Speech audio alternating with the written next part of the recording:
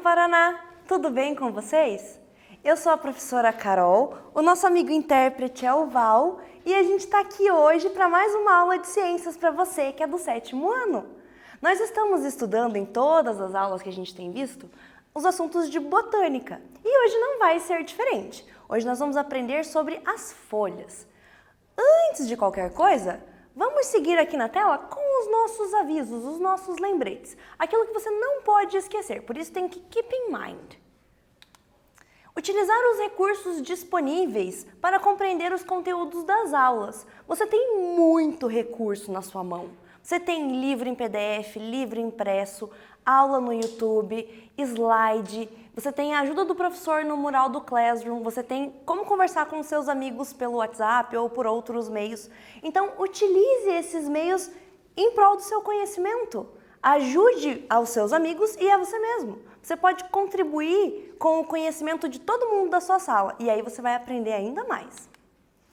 Responder corretamente à atividade de presença que tem no Google Classroom. Quando você entrar na aula, o primeiro link vai ser uma atividade que já vai dar a sua frequência. Então, no final da aula, quando o conteúdo estiver na ponta da língua, você entra lá e responde. Mas se você não tem acesso aos aplicativos, não fique triste. Você pode ir até a escola e buscar os materiais. Os professores estão preparando atividades exclusivamente para você. Você vai lá, leva para casa, responde todas as perguntas, todas. Mesmo que você não saiba, pense mais um pouquinho e responda a caneta para depois devolver. Quando você devolver, você vai estar com a sua frequência e a sua nota garantidas, ok? Não se esqueça de se dedicar e dar o seu melhor em tudo que você for fazer. E também não se esqueça de sorrir, porque se você sorrir, tudo vai ficar mais fácil. Seja sempre feliz e as coisas não vão se enroscar no seu caminho. Bora lá? Os nossos objetivos hoje são reconhecer as partes de uma folha. Sim, folhas têm partes específicas com funções diferentes. Entender quais são os processos vitais realizados pelas folhas.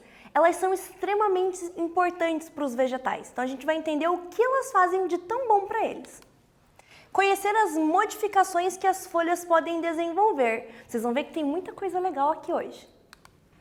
E estar com o caderno para anotar todos os pontos que forem importantes e realizar as atividades. Temos muitas atividades para fazer. Então, pega seu caderno, pega seu material, canetinha, lápis, borracha e vamos começar essa aula. Antes de começar, não se esqueça, seja feliz, be happy. A folha, ela é o principal órgão responsável pela produção de alimento da planta. Ela ajuda a realizar um processo que a gente já conhece, chamado de fotossíntese. E hoje a gente vai aprender como que funciona esse processo da fotossíntese, o que acontece para que a planta gere o seu próprio alimento. A folha, ela está ali envolvida tanto no processo de fotossíntese, quanto no processo de respiração e de transpiração da planta. Sim, as plantas são organismos que respiram. Elas não respiram com o nariz, como nós, seres humanos, mas elas têm uma estrutura que é o narizinho dela, que está na folha. E a gente vai ver isso já já. E a transpiração é o processo que ela elimina a água. Assim como a gente, quando sai correndo por aí, ou quando está muito calor, a gente também elimina água. Então a planta faz isso e nós vamos aprender. Para realizar a fotossíntese, a planta precisa de água, de gás carbônico e de energia luminosa. Essa energia luminosa vem da onde? Vem do sol. A água, ela vai ser absorvida lá na raiz. Lembra que nós aprendemos que tem o xilema, que vai ser aquele vaso condutor que vai puxar a água e sais minerais? Então ele vai ser o responsável por trazer essa água para que lá na folha aconteça a realização da fotossíntese.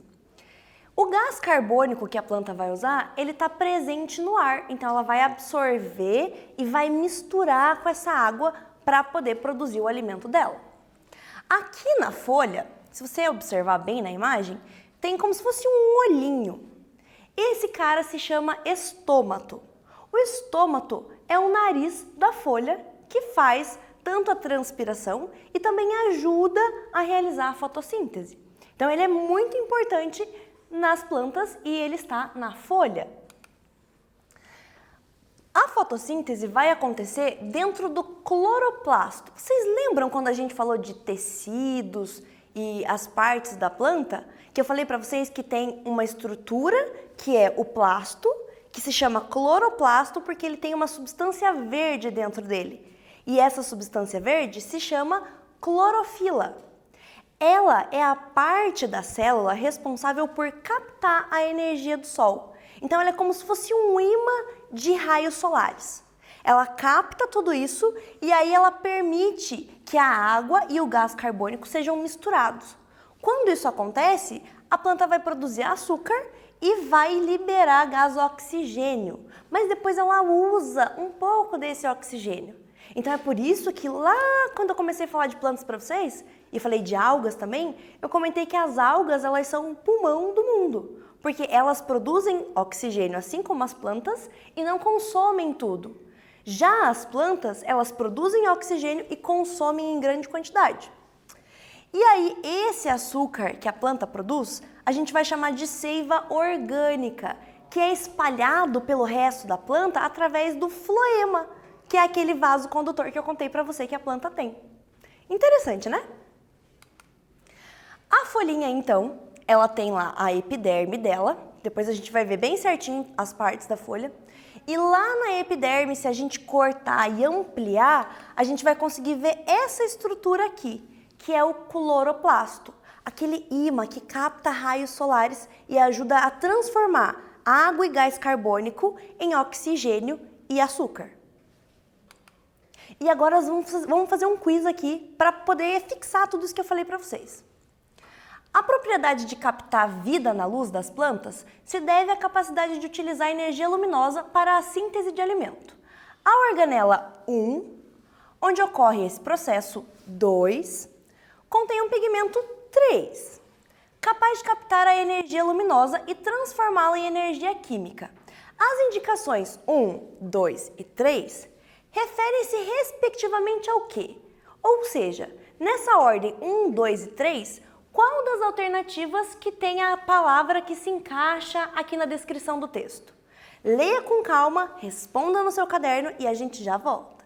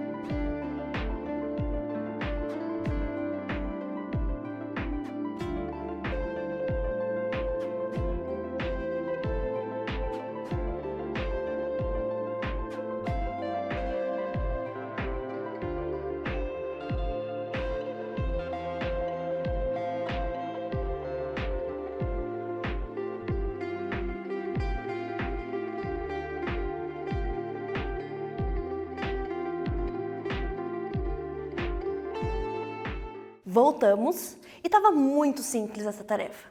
A resposta certa era a letra D. O cloroplasto é a organela que faz o processo de fotossíntese e ele tem um pigmento verde que é a clorofila. Easy peasy. Agora vamos falar sobre a respiração das plantas. O açúcar que é produzido pela fotossíntese é aproveitado como fonte de energia, é o alimento da planta, para o processo de respiração celular. Eu falei para vocês, na aula que a gente aprendeu sobre as características das plantas, que elas têm organelas parecidas com as dos animais. A mitocôndria é uma delas e ela realiza o processo de respiração celular. Para ela fazer isso, ela precisa que o cloroplasto realize a fotossíntese para liberar açúcar para ela. Então tá todo mundo interligado trabalhando junto, como numa fábrica. Na respiração, a planta vai consumir o açúcar e vai consumir também o gás oxigênio. E ela vai liberar energia e produzir água e gás carbônico. Então, além dela consumir gás carbônico, ela também libera. E além dela consumir oxigênio, ela também libera um pouquinho. Esses dois gases estão intrinsecamente ligados nesse processo. Eles vão estar tanto na absorção quanto na liberação que a planta faz. Só que vai ser quantidade diferente dos dois em cada parte do processo. A energia que é usada na realização das funções da planta, incluindo o crescimento e a reprodução dela, e a água e o gás carbônico são todos liberados pelos estômatos. E aí depois eles vão voltando para o ambiente. Esse processo ele é constante e sempre vai acontecer na dependência de luz. Ele vai acontecer em todas as células vivas da planta. Então, se tiver uma folha que estiver seca na planta, ela não vai estar respirando. E se tiver de noite, a planta também não vai estar respirando, porque ela precisa de luz. Diferente da fotossíntese, que ela consegue liberar uma fase clara, quando tem luz, e uma fase escura, quando não tem luz. A transpiração consiste na eliminação de água através de vapor nos estômatos. Aquelas aberturas que eu mostrei para você na folha são responsáveis pela transpiração. E aí quando você vê aquelas gotinhas em cima da folha, é a água que ela está eliminando em forma de vapor. Isso faz com que as raízes absorvam cada vez mais água, que daí ela absorveu e a folha liberou. E aí o líquido presente no xilema, ele vai continuar subindo. Porque se não tiver essa liberação, vai chegar uma hora que a planta vai ficar super inchada, como se fosse uma esponja encharcada. Então ela precisa fazer isso para poder trocar a água que está ali dentro. E aí ela vai manter o fluxo de seiva mineral, que é aquela absorvida pela raiz, dentro dos tecidos. Então o estômato é esse buraquinho aqui ó, que eu mostrei para você. Quando o gás carbônico entra, o estômato abre. E aí depois, quando ele vai liberar água e gás carbônico, ele acaba fechando. Vamos a mais uma atividade, galera. Muitas pessoas acreditam que não podemos dormir em quartos com plantas, pois elas liberariam um gás à noite que nos faria mal. Considerando os processos de fotossíntese e a respiração celular na planta, responda. Letra A. Qual desses dois processos ocorre na situação descrita? Letra B. Que gás é produzido nesse processo? E letra C, esse gás pode ser prejudicial para uma pessoa que dorme em ambiente fechado? Você vai responder essas 3 perguntas e daqui a pouco a gente volta com a resposta.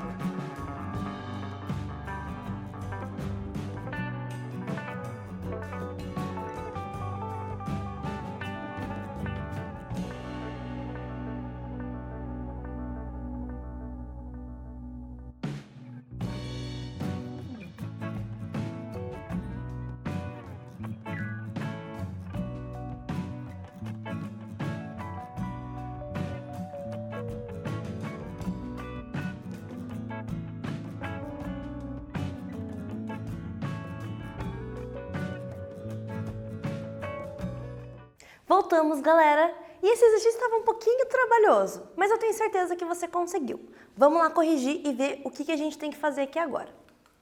Na letra A, perguntava qual dos dois processos que ocorre na situação descrita. A gente tem a fotossíntese e a respiração. Nesse caso, ocorre a respiração celular, pois é um processo que independe da presença de luz e acontece o tempo todo. Qual que é o gás que é produzido na respiração celular? É o gás carbônico. E esse gás pode ser prejudicial para uma pessoa que dorme num ambiente fechado? Não, porque a quantidade de gás carbônico que a planta vai liberar é uma quantidade pequena, então não vai interferir tanto assim. Ele vai ser como se fosse a mesma quantidade que outra pessoa liberasse enquanto estivesse dormindo. Então você pode ter uma plantinha no seu quarto que vai enfeitar e vai ficar bem bonito. Agora a gente vai conhecer as partes das folhas. A maioria das folhas vão apresentar uma cor verde, por conta da clorofila que elas apresentam. Mas você pode encontrar flores com outras cores, violeta, azul, vermelho, amarelo, laranja, porque elas vão ter outros pigmentos que vão dar a cor para elas. A gente aprendeu isso lá na aula que eu falei de características das plantas, você lembra? Então, se você não lembra, volta lá e assiste. As plantas, conforme vão ficando mais velhas, elas vão ficando com as folhas secas. E isso vai acontecendo e elas vai mudando de cor, porque ela vai perdendo quantidades de clorofila que ela tem. A maioria das plantas vai ter um limbo, um pecíolo e algumas delas vão ter bainhas. E a gente vai ver que partes são essas. O limbo é a parte verde da folha. Então eu trouxe aqui duas folhas para mostrar para vocês. Nessa parte que é o limbo é onde a gente encontra o estômato, que é aquela abertura responsável por absorver o gás carbônico, liberar água, participar tanto da respiração quanto da transpiração da folha. Se vocês olharem aqui, a gente tem essas partes assim, que são as nervuras da folha. Nas nervuras a gente vai encontrar os vasos condutores de seiva e eles vão ajudar a manter essa transformação e essa passagem de seiva orgânica e seiva mineral que a folha realiza. Então ela vai absorver lá pelo xilema, vai chegar até aqui, na folha vai ter o cloroplasto, ela vai fazer a fotossíntese e ela vai espalhar por esses caminhozinhos que são as nervuras. E também ela vai passar tanto a água quanto esse alimento. Se a gente observar aqui, ela tem um cabinho. Esse cabinho da folha, que também pode ser esse cabinho da folha, a gente chama de pecíolo. E aí, a gente também tem na folha a bainha, mas eu vou mostrar para vocês a bainha daqui a pouquinho. Então, a parte que tem em cima da folha a gente chama de limbo, essa parte que é o cabinho a gente chama de pecíolo, e os risquinhos que você vê na folha, que é por onde tem os vasos condutores, a gente chama de nervura. Aí a gente pode classificar as folhas em folhas simples, que é quando a gente tem só uma folha no pecíolo, ou então quando a gente tem uma folha que está grudadinha no caule e aí cada folhinha está grudadinha de um lado, então ela é simples. Ou a gente pode classificar as folhas em compostas, quando a gente tem várias folhas saindo do mesmo caule e elas estão grudadinhas, estão todas juntas. E aí a gente pode chamar elas de folíolos. Lembra que eu te contei que a samambaia tem folíolos?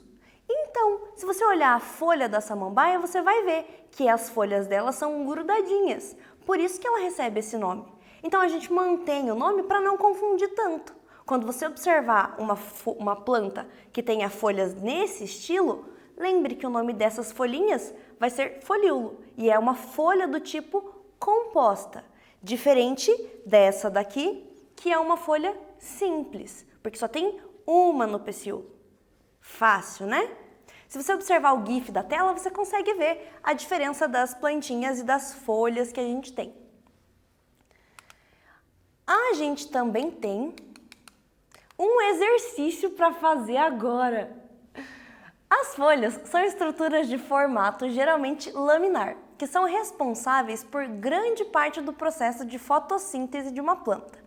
Observe as alternativas a seguir e marque aquela em que se encontra o nome dado à superfície achatada das folhas. Ah, muito fácil. Letra A, pecíolo. Letra B, limbo. Letra C, bainha. Ou letra D, nervura. Pensa aí, eu já volto.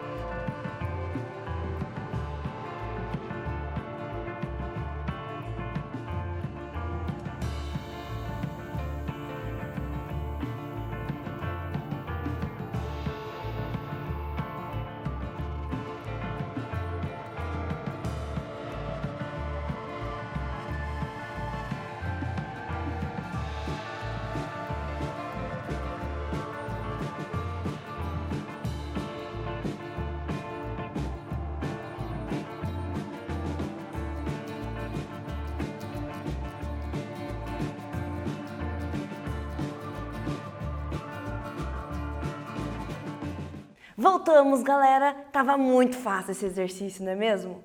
Você é muito esperto, você percebeu na hora que a resposta correta é a letra B.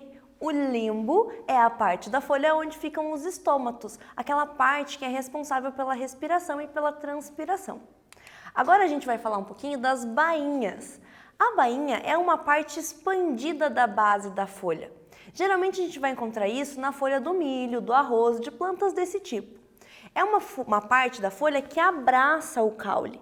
Então, se você destacar a folha, você vai ver que tem um pedacinho dela que é fácil de tirar e que faz um encaixe no caule. Muitas plantas vão ter esse tipo de estrutura. Outra parte da folha que a gente comentou é o pecíolo. O pecíolo é o cabinho da folha. Quando a folha tiver um pecíolo igual a esse que eu estou mostrando para vocês, ela vai ser uma folha completa. Esse cabinho vai ligar ela direto ao caule. Em alguns casos, a planta não vai ter esse cabinho e ela vai estar diretamente ligada ao caule.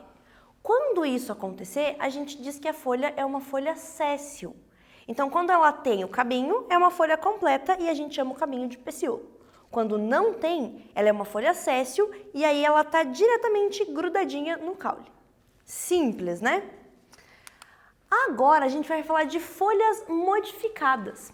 Muitas plantas, elas têm estruturas que se modificam, as folhas, para poder chamar a atenção de polinizador, de dispersor, para ajudar e para proteger as plantas. Um exemplo que eu trouxe para mostrar para vocês hoje é a margarida. Você já viu margarida? Sua mãe tem no jardim de casa? Se tiver, me conta depois. A margarida, assim como o girassol e a primavera, são plantas que apresentam uma estrutura que a gente chama de bráctea. Sabe quando você pega assim a margarida e fala: ai, vou ver se meu amor gosta de mim. Bem me quer, mal me quer. E você vai arrancando todas as pétalas dela? Na verdade, você não está arrancando a pétala, você está arrancando a bráctea. E isso daqui que tem na margarida, que é branquinho, e que tem no girassol, que é amarelo, não são pétalas, são brácteas, são folhas modificadas que ajudam a chamar a atenção do polinizador. A folha verdadeira da margarida está aqui no centro. É uma folha pequenininha, uma estrutura pequenininha, que é a flor, e ela tem uma estrutura tubular, é como se fosse um tubinho. E aí ali dentro a gente vai conseguir ver só com um microscópio. Aqui, a olho nu, a gente não consegue enxergar. Se você tiver um girassol ou uma margarida em casa, você pode pegar para analisar mais de pertinho. Mas essas partezinhas que a gente arranca de baby care, baby care, são brácteas, ok? E aí a gente tem como exemplo a margarida, o girassol e a primavera, que é essa flor bem bonitinha. Lá na primavera, a bráctea é toda essa parte cor-de-rosa. A flor dela é essa bem pequena no centro. E o girassol é igual à margarida. As flores dele estão aqui no centro. São essas partes marrons. E a bráctea é tudo isso colorido que está em volta. Além disso, a gente tem os cactos. Os cactos, eles são muito lindos e eles se adaptam a terrenos que não tem muita água. E eles têm uma característica muito peculiar que é só deles. Também tem algumas outras plantas que têm, mas é característico de cacto ter espinhos. Por que eles têm espinhos? Que é para diminuir a perca de água do ambiente. Então ele tem várias estruturas dessa para ajudar ele a reter a água dentro dele, já que ele vive em ambientes muito quentes. Então se você tiver um cacto, não coloque a mão nele. Porque esses espinhos, eles são muito fininhos e podem grudar na sua mão. E aí pode infeccionar, pode ficar doendo. Mas se você quiser pegar para admirar, aproveita e admira a capacidade da planta de desenvolver uma modificação na folha para poder guardar mais água dentro dele. E aí aqui na imagem a gente também tem exemplos de cactos. Eles também têm esses espinhos para diminuir que outros animais comam eles. Então é contra a herbivoria. Eles criam isso como uma tática de defesa. Outras plantas que têm táticas bem interessantes são as plantas que a gente chama de planta carnívora. Eu trouxe para vocês o exemplo da dioneia e da drósera, que vivem em solos pobres em sais minerais. E aí, como ela vive num solo que é pobre, ela não tem muito nutriente para tirar do solo. Então ela modifica suas folhas e ela cria em algumas partes dela substâncias que são capazes de digerir pequenos animais, como se fosse insetos ou até mesmo um sapo, dependendo da planta e dependendo do sapo. Mas isso daqui ela desenvolve para que ela consiga absorver mais nutrientes. Como o solo que ela está é muito pobre, se ela não fizer isso, ela acaba morrendo de fome. Ela faz fotossíntese, mas ela tem um complemento na alimentação capturando esses organismos. É bem legal. E temos agora um quiz para terminar a aula. Os espinhos são estruturas foliares que apresentam como função diminuir a herbivoria e... Letra A. Proteger as gemas. Letra B. Fixar a planta no substrato. Letra C. Evitar a perca excessiva de água. E letra D. Atrair polinizadores. Pensa, responde no caderno e eu já volto.